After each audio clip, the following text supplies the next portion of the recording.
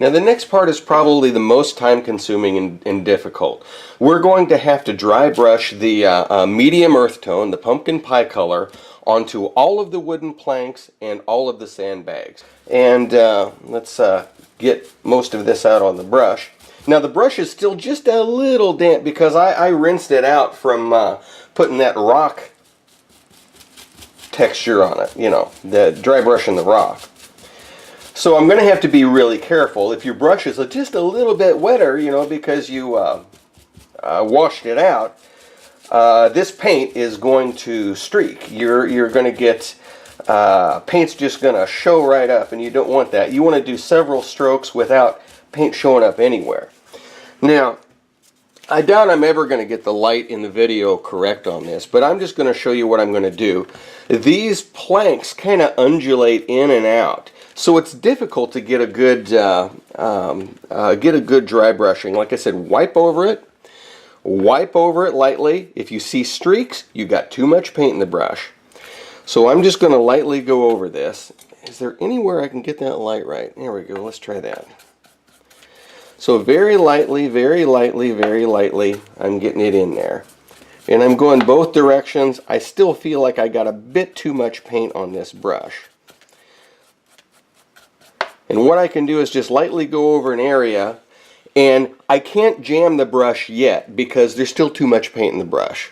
So what I'm going to do is I'm just going to leave it for the moment, and I'm going to lightly dry brush overs and get the highlights over some of the other areas on the plank. And when there's enough paint out of the brush, then I will start doing my jamming thing. I'm almost ready to start jamming the brush here.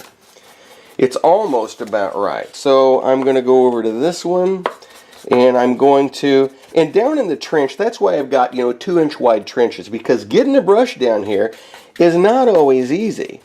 So if you've got really, really narrow trenches, you might have a difficult getting the brush in. Okay, at this point the brush is ready for jam, and I've got enough paint off the brush that I think I can take this and I can jam it down in there. There we go. I'm forcing it down in there, and that's starting to pick up nice. I don't know if you can really pick that up, but on the video, I'm hoping you can, but I'm able to actually get that to come out pretty good. And across the top of here, there's some wood planks too. You know, you might want to get the top of that. Okay, that plank section looks pretty good.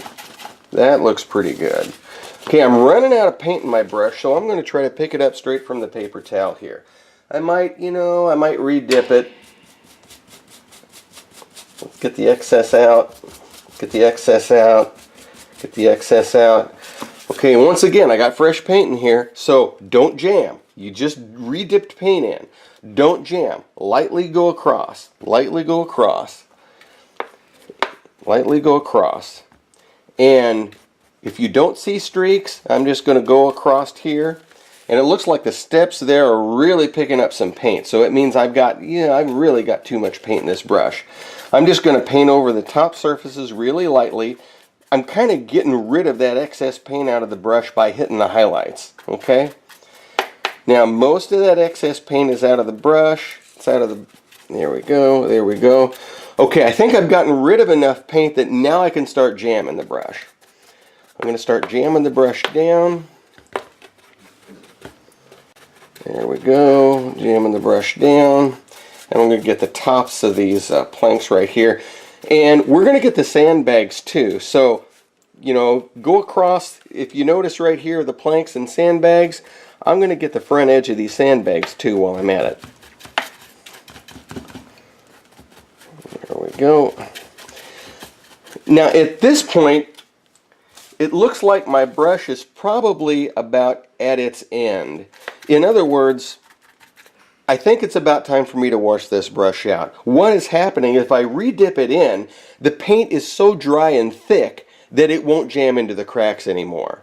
And if I try to jam it and try to jam it, I'm just going to start blotching up thick paint on the outside, and it's not going down in what I want. The trick is to get a thin coat of paint everywhere you need to. I'm going to attempt a close-up of this, and just to see if we can get this to come out in the video. I got the paint in my brush. Here's what it looks like to begin with. I'm going to very lightly go over it. And notice when I paint over it, I'm not seeing streaks. I'm not seeing streaks, so I think I've got just about the right amount of paint in the brush. I have to continually go over this thing. I'm going to go back and forth across this way a little bit. Let's see the brush, the hair from the brush. There we go. Get rid of that. Okay, and I'm going to jam in a little bit. Okay. I don't know if I can get my hand out of the way. Okay. Now that's what it looks like after the dry brushing.